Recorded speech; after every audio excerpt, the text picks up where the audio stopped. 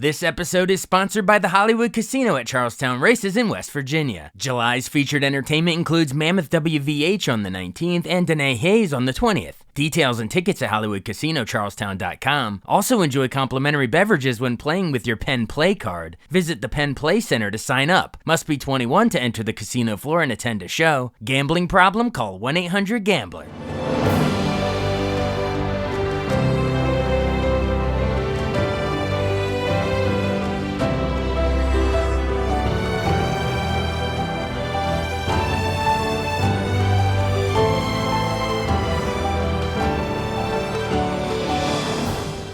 Welcome to the newest episode of Beyond the Fame with Jason Fraley. I'm your host, Jason Fraley, picking the brains of the top filmmakers, musicians, and artists of our time. The legendary singing group The Pointer Sisters performs live at MGM National Harbor in Oxon Hill, Maryland on Friday, July 26th. I spoke with Ruth Pointer, the last surviving founding member, who carries on the group's legacy with her daughter and granddaughter singing hits like Slow Hand and I'm So Excited. Hey, Ruth Pointer. Hey, thanks so much for joining us on WTOP in Washington, D.C.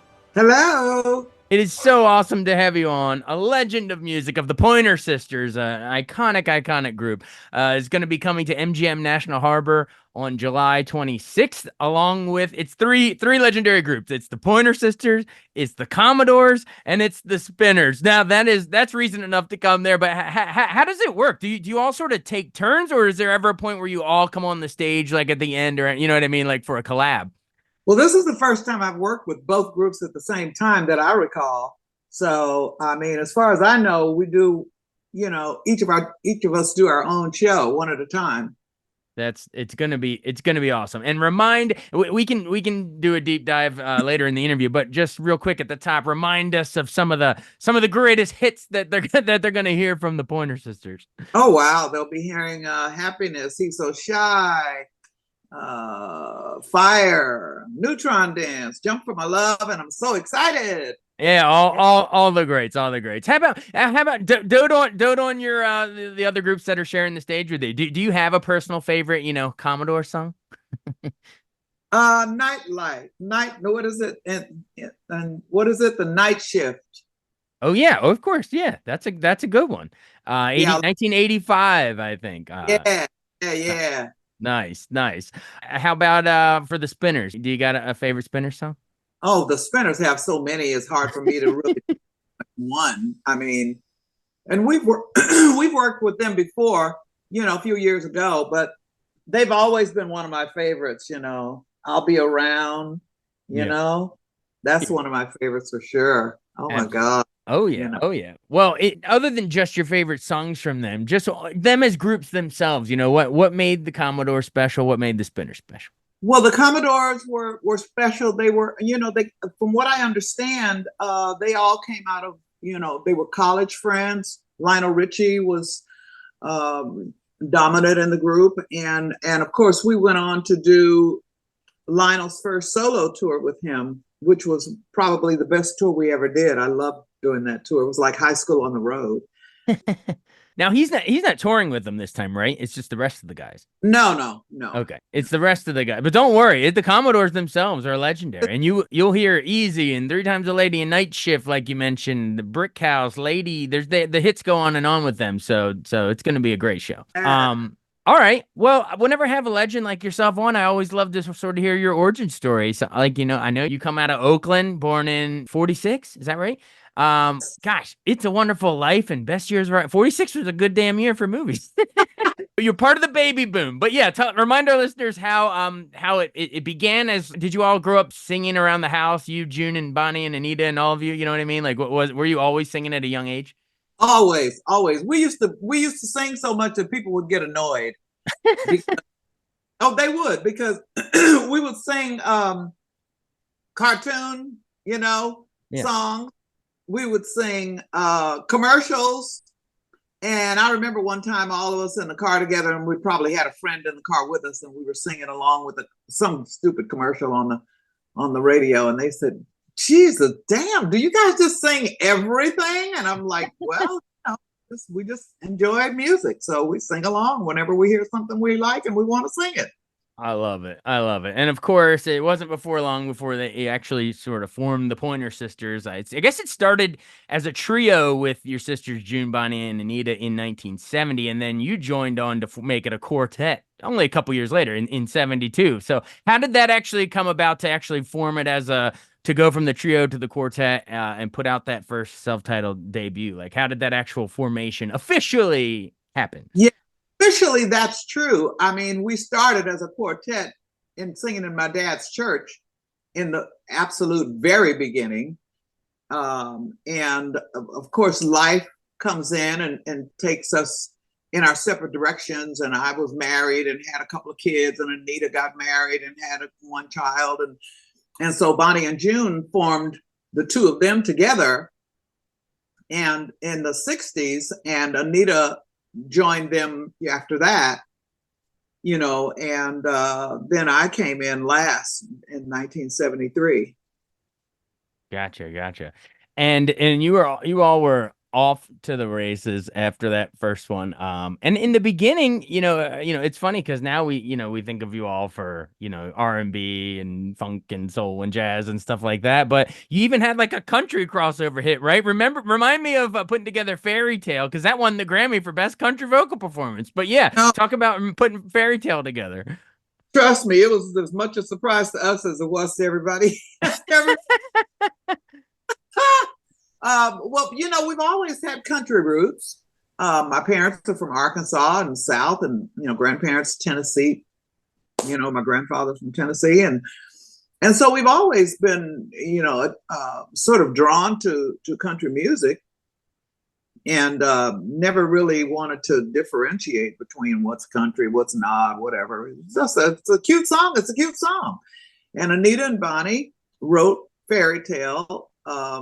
As a result, I think, of a relationship that Anita had been in. And it just came from that. And we were putting together material for the album, and we needed another song. And our manager recommended, that we put it on the album, David Rubinson, and that we go to Nashville and actually record it with authentic country musicians. And so that's what we did. I love hearing all of these stories. And so basically you were long before Beyonce's Cowboy Carter. Pointer Sisters did it first. Well, you could say that, but time makes people accept things in a different way. Yeah, so. Exactly. Well, it was a huge crossover hit. Like I said, it won you a Grammy, and then I guess, gosh, we don't have time to go into all of them, but I'll list a couple. You were nominated again for How Long? Bet You Got a Chick on the Side in parentheses.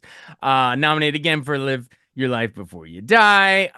But tell me about and then I guess in 78, tell me about Fire. That was a big hit. You mentioned it earlier in this interview, but yeah, was it originally a Springsteen one that you all covered and made it your own? It was a Springsteen song that he had sang in his live concerts, but never recorded it.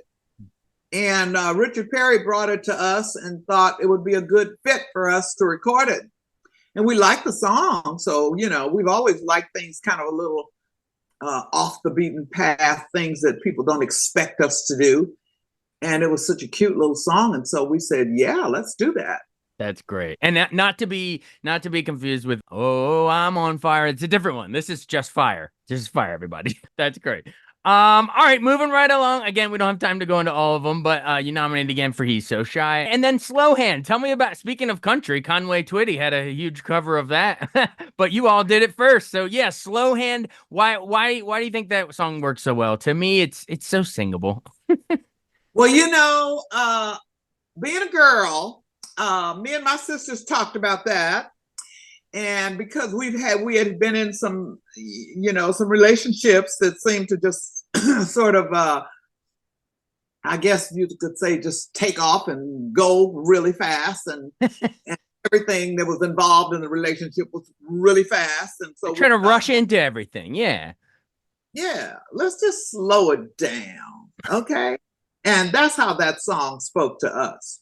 We were like, hey, let's just slow it down. Let's have a slow hand. Okay. Let's do slow. Slow is better. like it. I need a man with a slow hand. Everybody knows those words. It's incredible. 40 some years later after that song came out. Incredible. Yeah. All right. And then we have to then of course go into the biggest hit that probably of your whole career in 82 is I'm So Excited. I just can't hide it. Man, talk about songs people still know today. Everybody knows that. But yeah, what was it like before it was a song everybody knew? You know what I mean? Did you guys when you heard that come down the pike, were you like, oh yeah, this one is gonna be massive? Well, I mean, we wrote the song together, me and my Yeah. sisters, me and Nita and June. And that was the discussion when we were writing it along with Trevor Lawrence was, you girls are so excited all the time anyway. And we had a lot of energy and we were just always excited about, our new journey in the music industry. And so he said, what would you think if you were, planning to go out maybe on a weekend and how would you feel about that? How would you describe your feeling? And we would say, I'm so excited. And that's what everybody says. And we thought, okay, a phrase that people use all the time. And when they use it, they'll think about the Pointersses. They definitely will. I was just watching, what was it? Beverly Hills Cop 2 the other day, and he referenced Pointer Sisters, and then Eddie Murphy, he works out, he does a training montage to I'm So Excited in The Nutty Professor, so he must be a big fan of y'all. Eddie? Have you ever talked to him about, and does he have like a huge fandom for Pointer Sisters apparently? I hope so. We're definitely fans of his. I mean, my sister actually had a companion that worked with Eddie for a long time and took us to Eddie's house and met his mom, Lillian, and got to see his beautiful home there in Beverly Hills. And he's just one of those special people. He's a very special person. Oh yeah, absolutely. I just think it's funny when your music can transcend the radio and go into pop culture and make it into movies and for my generation, that TV show Saved by the Bell. One of the characters it's actually a dramatic episode. She's like on speed pills or something, and she's going, "I'm so excited." Anyway, but did you ever see that episode? Yes, I did. What do you think? You're like, that's not how my song was originally intended, but all right. Wanted to write a song like that so it could be referenced for different situations and be memorable. Yeah, I think anyone that writes a song wants a song that's memorable. It'll be around for generations to come. Even after you and I are long gone, people will still be referencing it, I'm sure. All right, well, I don't want to leave it just at I'm So Excited. I do want to hit you had a couple other Grammy winning hits there in 85, Jump for My Love and Automatic. Any good behind the scenes stories of putting those two together? I mean, those were massive as well. Well, Automatic was a song that we just sort of accidentally found. We were recording at Studio 55 and Richard Perry's assistant, Jim Track, found this box of cassettes. Oh, do you remember cassettes? Oh, yeah. That we were sitting in a room just taking a break from recording. And he said, there's a box of tapes there if you guys want to go through them and maybe play a few of the tapes to see if there's anything there you might be interested in. And so we started playing tapes and, we're like, oh, well, no, not that one. No, maybe not. And we came up on this one and we were like, that's an interesting song. We like that. And so we told him about it. And Richard said, well, God, you guys really want to do that song? We were like, yeah, we think that song's really cute. And of course, the big question was, who's going to do that low part? And June, being the hilarious person that she always was, looked at me and said, Ruth, you can do that part. So you do the lower contralto. Yes. On Automatic. All right, that's great. And I didn't realize this, but Billboard magazine ranked it in one of its 100 greatest girl group songs of all time, Automatic. So there you go. That's the legacy. Great to hear. I didn't know that either. Well, there you go. But Jump for My Love was what, electro pop, a different sort of, was that sort of you all sort of tapping into, I guess, the kind of genres that were becoming popular in the 80s, shifting the sound just a little bit? Absolutely.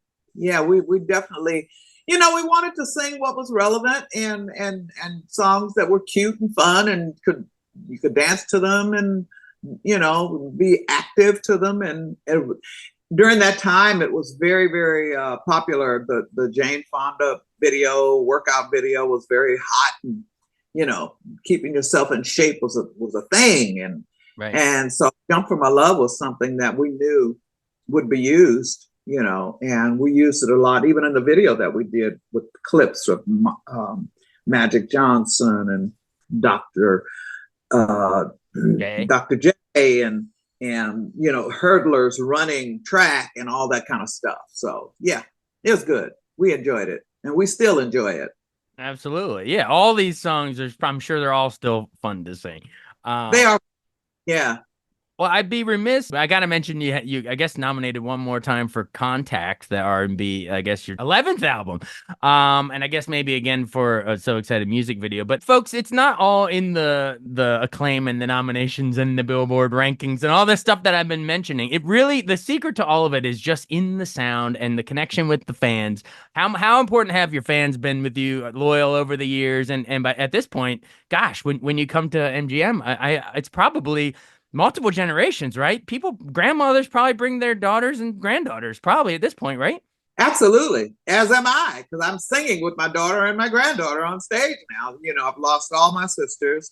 And I have to say that we have some of the greatest fans in the world that are such loyalists that I'm in awe when I walk on stage and see people sitting in the audience. I'm just like, wow, really? They still come. They still come. Wow. Yeah, I was going to ask you about that. It's never easy. You're the last surviving, founding member of the Pointer Sisters. Rest in peace to all your sisters. I assume you miss them every day. Is it bittersweet going out on stage? But at the same time, you're carrying on their legacy. They're with you in spirit. Do you ever feel them out there? The energy with them, carrying it on? I know they're there with me. Absolutely. Well, on a happier note, you're bringing you said your daughter and granddaughter singing with you, you said? Yeah, my daughter Issa and my granddaughter Sadako. Oh, that's great. So it's the Pointer mothers or grandmothers or something at this point, not just the sisters. Yes, it is. The Pointer family. That's great. Yeah, absolutely. That's awesome. Hey, speaking of new generations, final seconds, a whole new generation, like your granddaughter's era and beyond, really, even younger kids now, probably know you from The Masked Singer. Didn't you compete in 2021 season 6 and you were disguised as Cupcake? But how fun was that, having a whole new generation of eyeballs tuning in and they didn't know, well, none of us knew because you were under a dang cupcake. But how fun was that though? To get to compete. I have to say that it was bittersweet for me because Anita and I were supposed to do it together. Oh. And we were supposed to be two cupcakes, and we were supposed to sing a completely different song, which would have been "It Takes Two." And we had just come from a fitting for our costumes, and I was staying at Anita's house, which I always did when I went to Los Angeles. And when we got in the house, she was had to go to the phone for a message from her doctor who told her that she had stage 4 lung cancer, and that changed everything in that moment. Man. And I'm sorry to bring up bad memories. I was trying to go out on a happy note. I'm really sorry to bring that up again. It's still because I had to make a decision, and I included her in that decision. And I said, look, Anita, I can either not do this because I know you won't be able to participate now, or I can go ahead and do it and represent, the group. And she said, please go ahead and do it. And she said, I'll be at home watching you and cheering you on. And that's exactly what she did. Wow. Well, I'm glad that you got to watch her carry on. Oh, yeah. Man. Wow. Well, what do we have to do to get Pointer Sisters in the Rock and Roll Hall of Fame? I mean, come on. I mean, you're in Vocal Hall of Fame in 2005 and on the Hollywood Walk of Fame in 94 or whatever, but all be gone, it seems. I mean, that's what I'm talking about. And I know these things don't, quote unquote, don't really matter. Every time I have an artist on, they're like, I don't care about that. It's just about the music. But it would, to me, it would be nice for the legacy. Before you're the last surviving member, at least for you, in honor of your late sisters. It'd be really cool if they could come together and the music industry could induct you. I mean, you had what, like 13 top 20 hits or something? Like, come on, the track record's there. Put them in. I don't even count the hits. I know we've been in this business for 50 years. Yeah. And we have made a major contribution to television as well as music. And I'm very proud of our legacy. And if they accept us in the Rock and Roll Hall of Fame, yay. But if they don't, I know what I've done, and I'm very proud of what I've done. Exactly. It's not all about that at all. And you know what? And one day, I truly believe one day that even if it's after you and I are long gone, it will go in eventually. Just with the Spinners, they just got inducted, right? And I don't think the Commodores are in. I think Lionel is. Come on, what is going on here, Rock? Get it together. But anyway, everyone come out to MGM National Harbor on July 26th. All three of these legendary groups. You're not going to want to miss it. Hey, I really, really appreciate you taking the time to join us. It was an honor. Oh, thank you so much for having me. Really.